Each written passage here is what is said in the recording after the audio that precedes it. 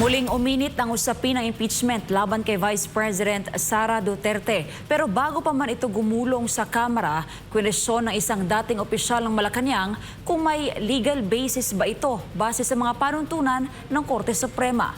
Narito ang palita.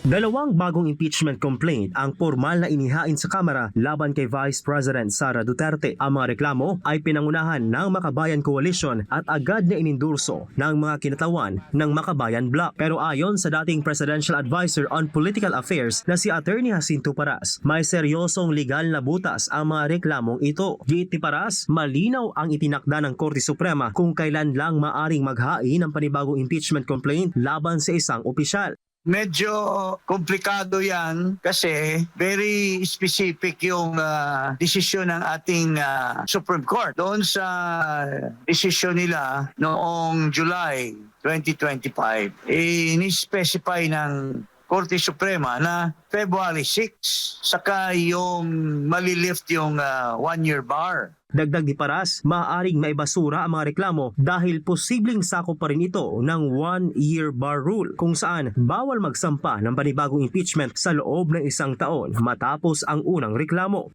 Pwedeng ma-question yan in the sense na it is filed within the one-year bar rule pa rin yung period. So considered yan as barred yung complaint na yan kung mayroon man maghain ng question sa Supreme Court. Iginit naman ng ilang mambabatas na may pagbabago sa interpretasyon pagdating sa session days ng Kamara. Pero ayon kay Paras, hindi ito binago o nilinaw sa pinal na desisyon ng mataas na hukuman. Matatandaang kamakailan ay tuluyang ibinasura ng Korte Suprema ang naunang impeachment complaint laban sa pangalawang Pangulo dahil sa paglabag sa naturang one-year bar rule. Para sa Diyos at sa Pilipinas kumahal, Prince Tripoli, SMN News.